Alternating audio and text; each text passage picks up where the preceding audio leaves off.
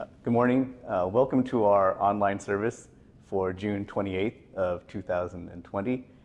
As you noticed, I have a mask, and during sutra chanting today for the online service, Sensei and I are wearing face masks. If you've seen our previous services, we were not wearing masks. And I'd like to just briefly explain that given the state of reopening in Santa Clara County and Northern California, there's much more chance and risk of exposure, because as people move around more and certain things have opened up, my personal experience is that I've actually been called in for a meeting at work. I'm not working full-time in my office, but I had actually to go in and meet face-to-face for certain reasons. And Sensei has been asked to support some services at our local mortuary and memorial park. So as these exposures and chances of infection have increased, so have our caution that we take during recording of our services. Today our service will begin with the ringing of kansho, followed by the chanting of Juseige. Then we will see the Boy Scout troop present the golden chain. Then we will have a Dharma message from Sensei, Reverend Mukojima. And then we'll have closing remarks. Thank you for joining us today.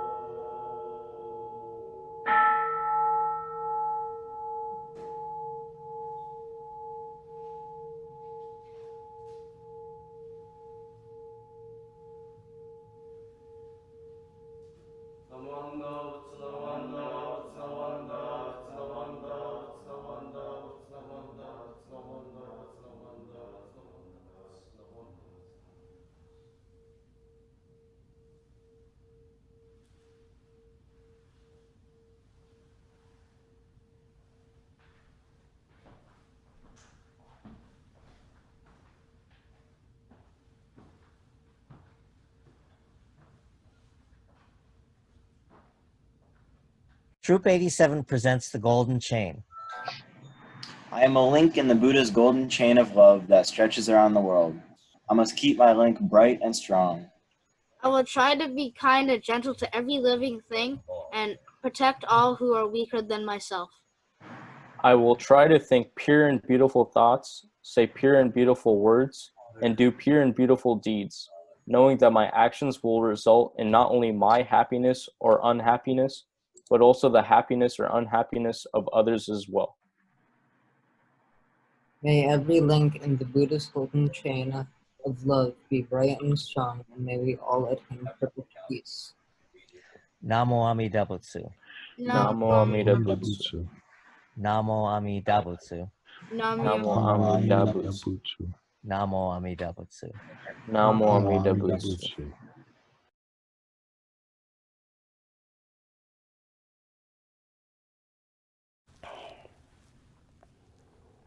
Namanda, Butsu Namanda, Butsu Namanda, Butsu Namanda, Butsu Namanda, Butsu Namanda, Butsu Namanda, Butsu Namanda, Butsu Namanda, Butsu Namanda, Butsu. Such beings are like people who, imbued with incense, bear its fragrance on their bodies. They may be called those who are adorned with the fragrance of light. Namanda, Butsu Namanda, Butsu Namanda, Butsu Namanda, Butsu Namanda, Butsu Namanda, Butsu Namanda, Butsu.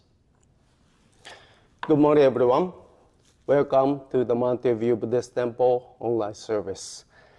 It is the last Sunday of June, and I'm very surprised at how quickly the first half of the year has passed. I hope you and your families are doing well during this historic pandemic. Since March, it's been and it continues to be a challenge for each of us to remain patient and focused on our goal of keeping the COVID virus from causing more illness and death. All right, now let me ask you a question. How many of you have ever thought about why we offer or burn incense before the image of Amida Buddha? I think visitors coming to the Buddhist temple for the first time may view incense offering as an interesting practice. So today, I'd like to talk a little about the purpose and the ritual of incense offering. Okay? As you know, incense offering is one of the most important rituals in Buddhism and has a long history of over 2,500 years. The custom of burning incense in India is from ancient times. And unlike today, many countries centuries ago, they don't have a hygienic environment. Because the most of the year it is hot and humid in India, many people suffered from body odor. India is known for its aromatic trees, so incense was made from these trees to hide body odor. And when people invited the guests to their house, the incense was burned in order to cover up any foul odor. This is probably why the incense has always been very popular in India. Because Buddhism was established in India, it's been closely associated with incense. According to Buddhist records, incense, there are three kinds of incense, which are zuko, shoko, and keko. Okay? First type is zuko, which is the kind of incense used to anoint one's body. It is made with a good, clear incense powder mixed with water and kneaded together. It's spread on one's body after bathing in order to purify oneself. So it's like a perfume. And the second type is shoko or oshoko, which is incense that is burned, like we always use at our services. And the third one, keko, means the incense of flower. The body is purified, the scent of flowers. Also, it is said that the flower was offered to the historical Buddha instead of the other two types of incense. Of these three types, the burning of incense is the most popular way of incense offering among all Buddhist schools. As you know, burning of incense symbolizes cleansing and purification. We are always confounded by our self-centered passions, greed, anger, love, hatred, jealousy, and so on. But because burning incense has the effect to calm our delusions, it helps us prepare ourselves mentally and spiritually for listening to the Buddha's teaching. When we are able to enjoy the scent of incense, all people, irrespective of our age or status or other differences, are able to experience the world of peace and tranquility. However, nowadays, because there are people who have allergic reactions to incense, we cannot say that the peace and the calm is the result for all people all the time. But in general, as with some aromatherapy, the right scent can put our minds in a calm, peaceful, and mindful state. And the burning of incense not only means purification, but also symbolizes the impermanence of life. When we offer incense, the smoke rises from the burning incense rapidly, but it also disappears instantly once the incense is consumed. It is as if burning incense is an illustration of our fleeting life. No matter how young or how healthy a person may be, when his time comes, he must leave this world. So when we burn incense, it always reminds us of how important it is to take good care of our fragile lives each day and to cherish one another, because we can only live this life once. Okay? Anyway, incense offering is one of the most important rituals in Buddhism, and it teaches is an important lesson. So we should do oshoko, the burn incense, before listening to the Buddha's teaching to purify our mind and body and reflect deeply upon the transitory nature of human existence, so that we can feel grateful for everything that allows us to live at this moment. Okay? As you know, Jodo Shinshu followers have a specific way of burning incense. Now, I will remind you how to burn incense properly. Okay? Okay, now I'll show you how to burn incense properly. First, walk up to the incense burner. Stop 2 or 3 steps in front of the table and bow slightly. At that time, you don't have to do gassho. Okay. Second, step up to the incense burner with your left foot first. And then with your right hand, take a tiny pinch of ground incense from the container and drop it into the incense burner onto the burning sticks or charcoal. This needs to be only once, not several times. And when you have ground incense powder in your fingers, please don't bring it up to your forehead like this. I sometimes say people to do this. This gesture means asking the Buddha to help with something, like good health, good business, good luck, to win the lottery or jackpot. So, as I mentioned earlier, we offer incense to purify ourselves and reflect upon our impermanence of life. So, in Jodo Shinshu, we don't ask or pray for anything when we offer incense. Okay? So, only once. The third, place your palms together in gassho before your chest. And bow as you recite the Nembutsu. Namanda butsu, namanda butsu, namanda butsu, namanda butsu, namanda butsu, namanda butsu, namanda butsu. When you bow, you should bend forward from the waist to make a 45-degree angle. Okay?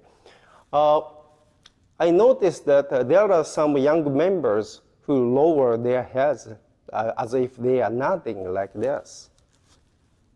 It's not good. So please don't just lower your head, but bow respectfully from your waist, like this. Okay? And unfortunately, there are many members who don't say the Nembutsu, Namu Amida Butsu, when offering the Nembutsu. Some people say that they recite the Nembutsu in their heart, but that's not good manners. Okay? The proper thing when putting our palms together in gassho is to say the Nembutsu, Namu Amida Butsu, or Nammanda. It's a spontaneous expression of our gratitude for the primary vow of Amida Buddha. So we should show our respect and gratitude by reciting the Nembutsu. You should remember that the Nembutsu is also the calling voice of Amida Buddha, saying to us, "Don't worry, I'm always with you. You are all right just as you are. I'll surely lead you to the world of enlightenment, the Pure Land. So entrust yourself completely to my sincere vow." Okay? So Amida Buddha's calling voice comes from our mouth through our utterance of the Nembutsu. Okay? We don't have to shout, but we should say the Nembutsu aloud to hear our own voice filled with Amida Buddha's wisdom and compassion. It's most important for us to feel the working of Amida Buddha by hearing the voice of our Nembutsu and express our deepest feelings of gratitude by saying the Nembutsu. Okay? So then, fourth, take 2 steps back with your right foot first. Bow slightly and return to your seat. Okay? All right, I will start over from the beginning.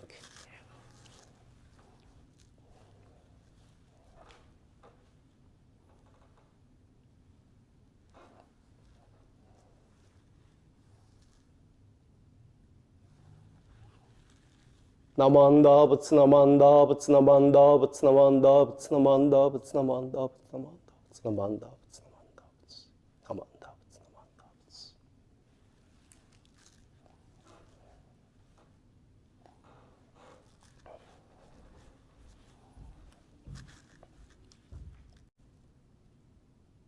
In this way, there are many particular actions in Buddhist rituals, and each action has its own deep meaning. There are rituals not only for incense burning, but also chanting the sutra, walking in the hondo, listening to the Dharma talk, and so on. Many years ago, when I served at the São Paulo Basin in Brazil, I talked about ritual in my study class. At that time, one Sangha member told me, there are so many rituals in Buddhism, but I don't think that we have to follow them, because if we always feel grateful to Amida Buddha, we don't have to worry about any rituals at all. After all, it's most important for us to do everything with our whole heart, isn't it? What do you think about his opinion? I understood what he meant, but I felt that he was missing something important. He meant that we should value our minds above our manners or the ritual. That no matter how excellent our manners are, if they don't include our sincerity, they are nonsense. Of course, I agree with him. Yes, it's most important for us to have a sincere mind. However, if we believe that because we have a sincere mind all the time, we don't have to worry about our manners, it's a big misunderstanding. Do you know why? Okay, suppose that someone is attending the funeral for his friend. He sincerely wants to extend his deep condolences to the bereaved family and share his sadness with them. But he goes to the funeral wearing casual clothes like t-shirts and jeans, even if he has formal clothes at home. Everyone should dress appropriately to mourn their relative or friend's passing. This is how we show respect and sympathy at the funeral. A point to be aware of is how other people will know if you have a sincere mind. Actually, it is made clear, not just from your words of sympathy, but also by your appearance, dress, and behavior. In other words, it is evident in your manners and etiquette. I'm trying to say that if you think that because we have a sincere mind, we don't have to bother with outward appearance, it's a great mistake. Manners and etiquette express a sincerity which may not be evident with our eyes. A sincere mind will be indicated by our manners and posture. So, if we sincerely want to extend our condolences, we should at minimum wear clothes proper for the funeral. I know the example of attending the funeral in casual clothes is a bit extreme, but I want to impress upon you, though we have a sincere mind, it's a great mistake to ignore appearance, manners, and etiquette. Okay? In the opening meditation, I shared a saying from Shinran's writing, The Hymns of the Pure Land, which goes, "Such beings are like people who, imbued with incense, bear its fragrance on their bodies. They may be called those adorned with the fragrance of light." In this poem, Shinran compares the Amida Buddha's light of wisdom to the fragrance of incense. Even if we cannot eliminate our self-centered passions, if we listen to the Nimbus teaching repeatedly, Amida Buddha's wisdom will surely influence our minds and bodies.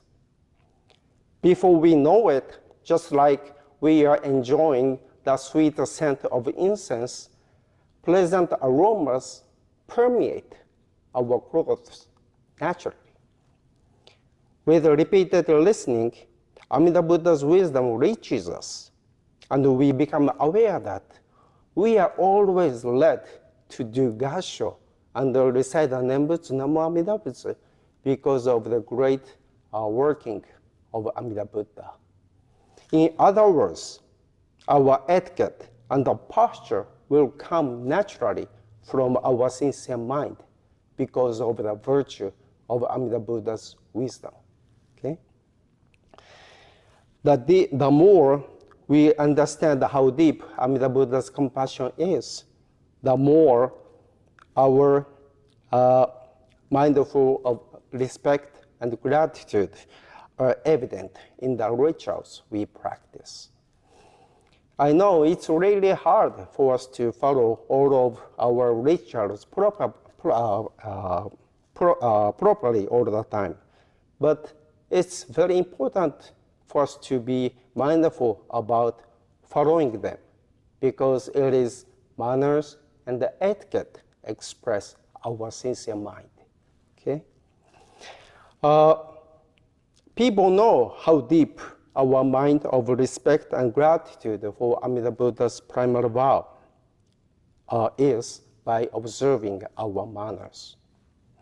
It is when we offer incense, chant the sutras, walk in the hondo, listen to the Buddha Dharma, and so on.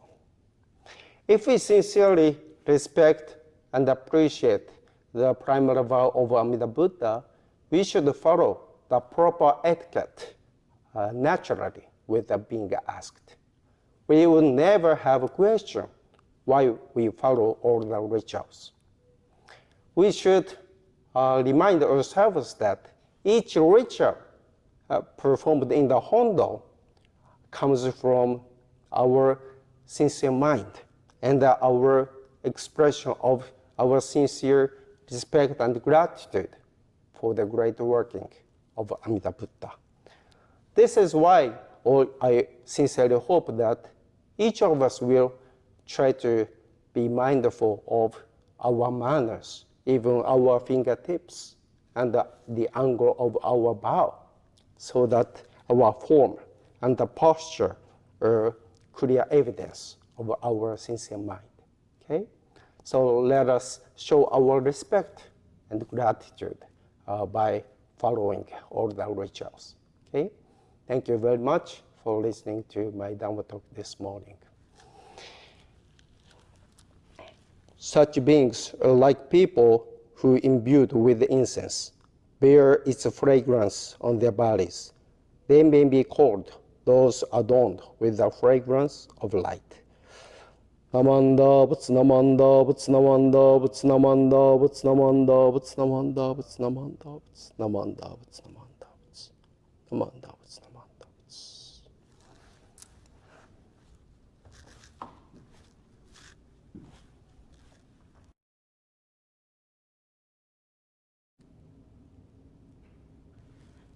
Thank you, Sensei, for your Dharma message today, and not only for the mechanics and the explanation of how to properly oshoko and offer incense, but also for the message about the meanings behind it and the importance of being mindful to follow rituals and procedures as a demonstration of your own inner pure mind, which is invisible to others. So thank you very much again for your message today. Today, I'm showing you how our Hondo lobby looks when you enter it for perhaps a Sunday service in the future. We have signage that helps you indicate and know what we'll be chanting during the service. There is a sign-in table. In the future, how you sign in and the manner in which we register or not register people for service based on the status of the COVID-19 pandemic may change, but today, in the past we've had you sign in so we know when guests are here and the first time that you visit us. Also, sometimes we'll have people manning this small table in our lobby for certain reasons, to distribute information or to receive donations or to just help people who are newcomers to the temple become oriented and get ready to attend our service for the first time.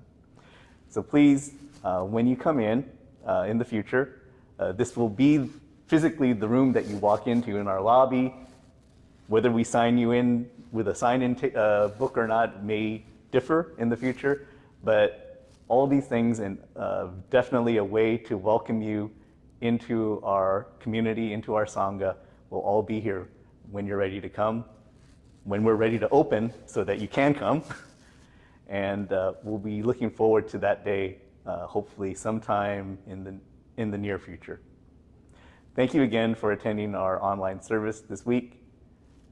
As always, be healthy and stay safe. Thank you.